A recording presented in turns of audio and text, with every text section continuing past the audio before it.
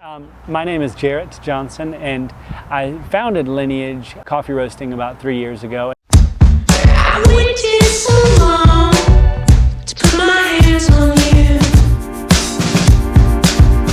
When we started the company, my wife and I knew we wanted a name that was strong and kind of rich. To me, the name Heritage was something that we were like, no, that's not right. And we were trying to think of something that pointed towards the future, and Lineage was something that we kind of derived from the name linear, like moving forward. That's kind of where the name comes from. How do we choose where we get our coffees from? So it's all based seasonally on origins that we really like.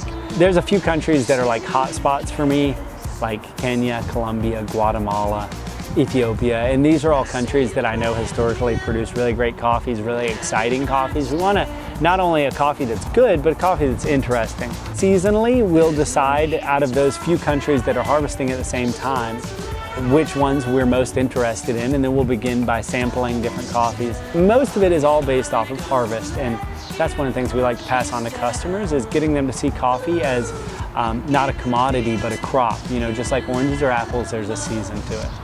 I would say that we're trying to be at origin as much as possible. So I've made my goal to be at 50% of all the origins that we source. So being at origin will help us to find those coffees before they leave the country. I would say that's the biggest thing that we're doing, is repeatability and sustainability by buying from the same farms that we've had great luck with in the past, and then being at origin for new coffees that we're looking at buying. I would say the biggest challenges that we face with bigger companies is getting the customers to look at coffee differently. So the biggest challenge is maybe getting those customers to be open to trying something new. And when people open up their minds and try something new, a lot of times we can really impress them with the flavors of coffee, because you didn't know that a cup of coffee could taste like black tea with lemon squeezed over it.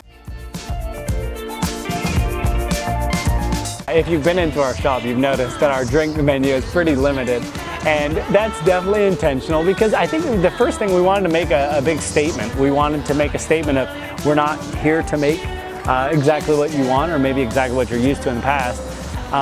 We wanted to challenge the status quo and say, okay, well, how can we, right off the bat, let people know that we're different? And I think the first thing was, we obviously have to have amazing coffees, and we have to present them in the right way. And these really great coffees are not best when they have a bunch of cream in them or have a bunch of flavors added to it. So it's kind of weird, because sometimes you'll add cream to some of our like naturally fruitier coffees, right? Or some of our more tea-like coffees, or more citrus or floral. And it's like, you taste it, and with cream, it's like, this doesn't work. And it's because they're designed to go black. And so we always, we roast with that intentionality. I see us staying small, focusing on this community that we're in.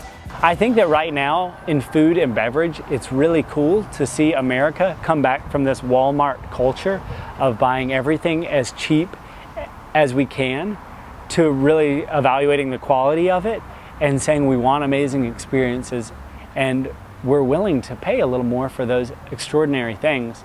But I think that Lineage Roasting, our whole goal is to appeal to customers who want to have an amazing coffee experience, and we want to challenge the status quo of what coffee can taste like. I'm Jarrett Johnson, and I founded Lineage Roasting here in Orlando, Florida in 2012. We're set out to produce the best coffee in the world. There's no need